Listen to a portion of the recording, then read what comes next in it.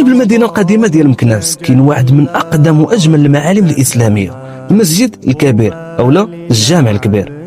هذا المسجد تأسس في العصر المرابط في بداية القرن 12، ومن بعد تدارت فيه ترميمات خلال حكم المرينيين باش ياخذ هذا الشكل الزوين اللي كنعرفوه اليوم.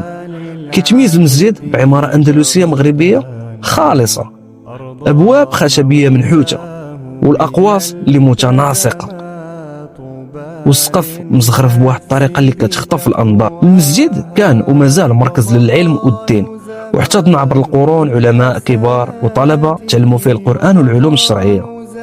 وسط الزحام ديال المدينة القديمة كيبقى المسجد الكبير شاهد حي على تاريخ مكناس وعلى العمارة الإسلامية اللي ما كتنافس. هذا هو الجمال اللي كيخلي كل زائر يحس أنه تتصفح صفحات عبر كتاب التاريخ. ما تنساوش خلونا في التعاليق شكون هو الجامع اللي بغيتو نصوروا فيه الفيديو الجاي. تحياتي.